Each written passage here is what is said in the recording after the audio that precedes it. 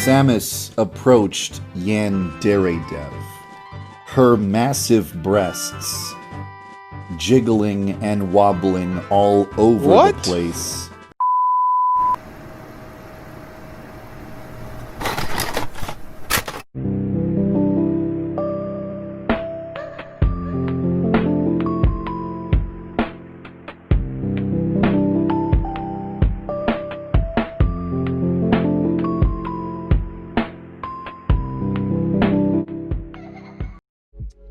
Hi there, real quick, I just want to say thank you, so much for the reception on my last video. I honestly didn't think it was gonna get the reception that it did, so I really thank you guys a lot. Anyways, enough of the sappy shit, let's get on to the video. This is a topic that's been highly documented on the internet for a long time. A documentation of the history of the man everyone knew, but no one really knew. This, of course, is the actual character and personality of Alex Mann, more commonly referred to as Yandere Dev. Now, whether this is an actual person and not the human embodiment of a greasy dumpster fire is completely up to you, but in this video, we're going to be analyzing, inspecting, and yes, beating the shit out of a dead horse by exploring the absolute disaster of Yandere Simulator, Part 2, Electric Boogaloo. You guys know in true crime documentaries and stuff where they go over the killer's childhood and discuss what possibly could have drove them to kill? I feel like that's what I'm doing right now. Anyways, in this video we're going to shift our focus from the actual game over to the mastermind behind the game. I can't believe I'm putting myself through this again. Anyways, Alex Mann, or Mahon, I don't know what his name is, was born to Teresa and Mark Mann on June 30th, 1988. After severe bullying in elementary school, Alex's parents pulled him from public school and instead started him on a homeschooling program. I don't have necessarily anything wrong with parents homeschooling their children, as a lot of parents are really good at it and their kids turn out very well. But the big issue with homeschooling your kids is that no matter how good at homeschooling you are, there will always be a major pitfall. Their interactions with other kids, especially kids that are different from them, will be very limited. This means the child will have a harder time developing a healthy response to adversity. This notion sounds extremely familiar. Anyways, because of the homeschooling and the amount of time he spent alone at home, Alex turned to video games and the internet to occupy his time. By his own account, Alex claims his teenage years were relatively normal and uneventful, but also admits to being heavily sheltered by his parents to the point where he had developed extreme agoraphobia. He claims that this fear only subsided when he went to college in Santa Monica, even though several online sources that I found claim that this was actually an online course. So I don't really know what to make of this. Before the idea of Yandere Sim was proposed, Yandere Dev went by the online alias of Eva Zephon, and during this time, nothing too crazy happened. At least not yet. Alex mostly went about 4chan whining about being an incel, attributing everyone's aversion to him as a result of shallowness and not as a result of him being an utterly insufferable bridge troll, and streaming video games on a small Twitch channel. And it's not the type of Ninja or Shroud type video game streaming that you're thinking of. Alex seemed to be a big fan of the Uroge video game genre, particularly ones focusing on the premise of committing explicit sexual assault. For a brief glimpse at literally how incredibly weird this man is, here is a message Alex left on a forum site during the Eva Zephon era. Quote, I had a very different image of what girls are supposed to be like painted in my head than what they actually are. I've always wanted a girlfriend who acted youthful, babyish, feminine, innocent, naive, childlike, pure, uncomplicated, unsophisticated, trusting, charming, polite, pleasant, sweet, lovable, cute, cypheric, and malleable, unquote. I don't really think I need to point out how literally disgusting and pedophilic this sounds, but holy shit, I should have grabbed a barf bucket. Like I mentioned before, as a sheltered teen, Alex heavily relied on the internet for entertainment and socialization. In 2005, when Alex would have been around 17 years old, he joined the Losers message board, where he did such amazing and phenomenally tasteful things, such as justify the Columbine shooting, fantasize about committing mass genocide in order to rid humanity of the people Alex deemed were filth, more on this later, including people who curse and people who have had more than one romantic or sexual partner, and literally publicly fantasizing about killing his parents. I'm receiving daily harassment because of misinformation and lies. Everything I've built is in jeopardy because there are people who are spreading a false narrative and portraying me as someone I'm not.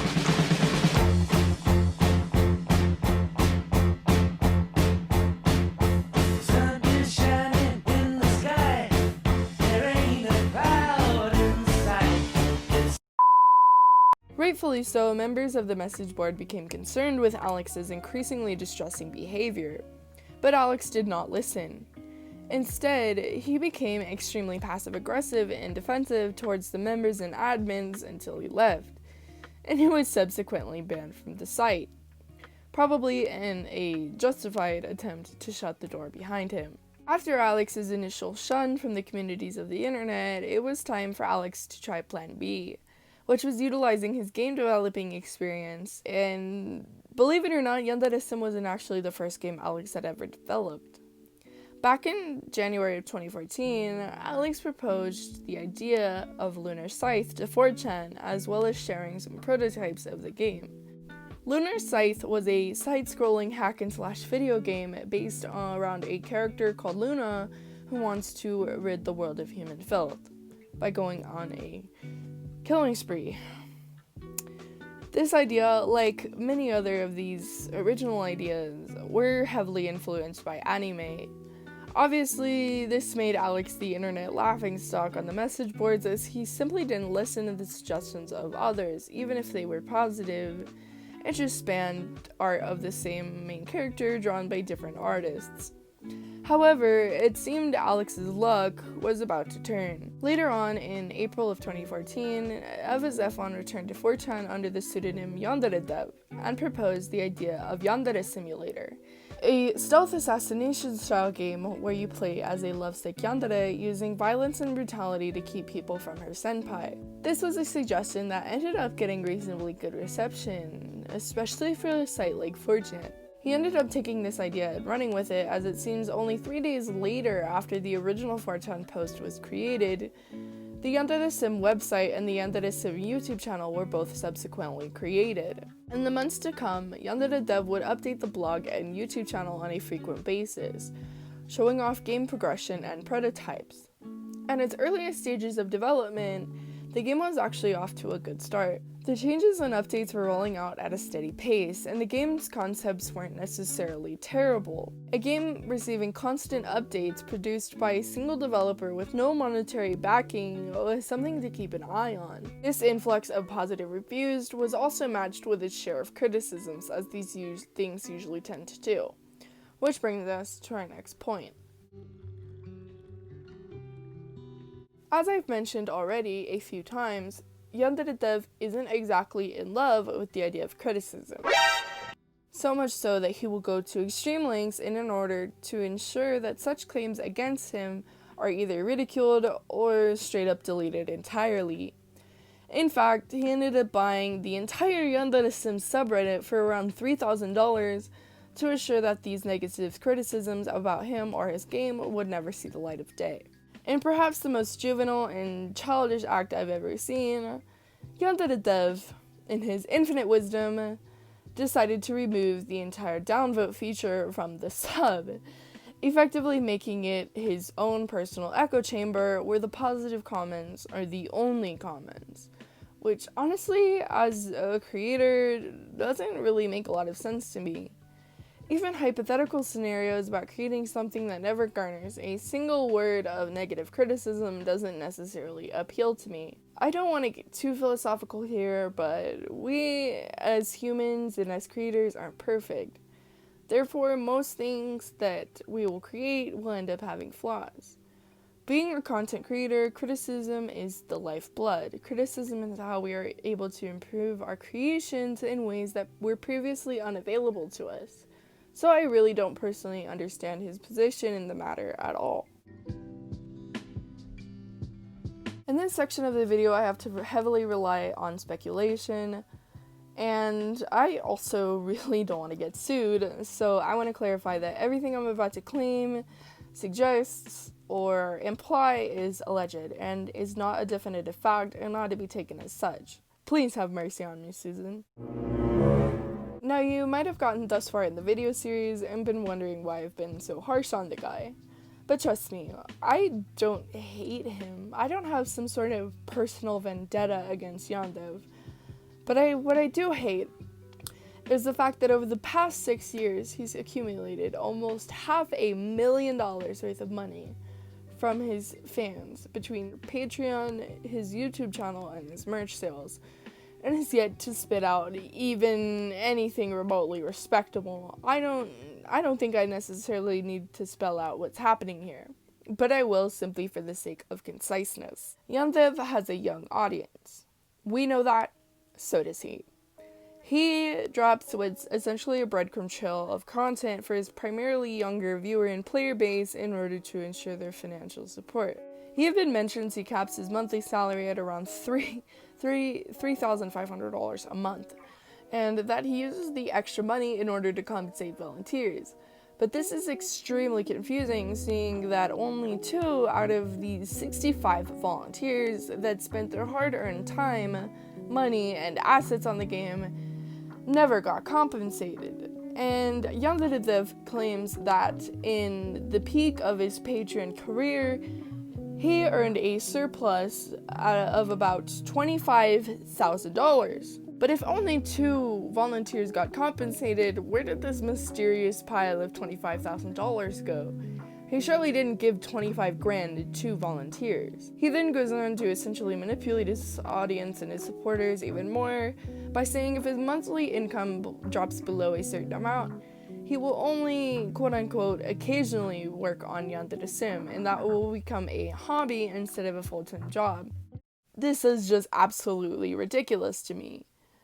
You've lost the privilege of being lazy. You don't get to hold it above their heads like it's a steak in front of a hungry dog. Like, you can't do that at this point. If you've been developing a game for 6 years, and you don't even have the main antagonist in the game yet, you don't get to say, oh, well maybe I'll make it a hobby instead of a full-time job if you guys don't pay me enough money.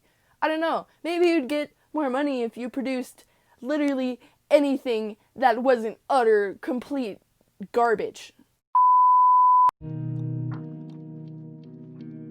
There's also a lot that's ethically wrong with the game as well, so if you aren't familiar with Yandere Simulator, I highly suggest watching my last video in order to get yourself up to date. Obviously, like I said, there's a lot that's ethically questionable about the game, mostly resulting from Yandere ham-fistedly piling anime and manga tropes into his game. But I came to the conclusion that a lot, and I mean a lot, of the game's dead content, particularly the rivals, has to do with Yandere implementing it into the game for the sole purpose of catering to players' perversions instead of adding any actual sustenance to the game. Which, I mean, on one hand is a very gross thing to do. Some of the problems people have with the rivals presented in this game have to do with Senpai's little sister, Hanako. And before I even know anything about this character at all, I can tell that this is some sort of shitty attempt at an imoto. Yandere claims Hanako isn't supposed to act as a romantic competition, but rather as an overbearing and protective sibling. But then why on earth is she a rival? Another big problem with the rivals is that 2 out of 8 of the rivals that are supposed to be implemented into the game are faculty members.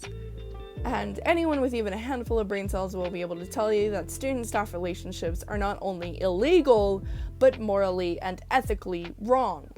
For example, there's a rival in the game that's just literally a sexual predator. There's like, she's no personality, she's just a fucking sexual predator. Don't believe me? Here, Let's read some excerpts from her description. Mila is a substitute teacher who absolutely loves her job. There is nothing that she enjoys more than having dozens of eyes all directed towards her, especially if those eyes belong to teenage boys. I really wish I was making this up. Her hobby is seducing schoolboys, and so far, no man has ever been able to resist her charm. What the fuck? What is... I feel like I'm in a fucking fever dream. This... Oh my... Oh. Another big Yandere dev pulled with his game was doing a collaboration with a literal porn game called Project Cutie. I'm not going to fully dive into this simply because I think we all know it's not a very good move to implement your underage high school student characters into a hentai game, but I thought I'd tie it in as it's relevant. All in all, Yandere dev is not a very pleasant person, like, at all. And honestly, I wouldn't usually care about people being a horny weeb, as I myself am pretty much a horny weeb too, but obviously there's a lot, and I mean a lot wrong with the way Yandere thinks.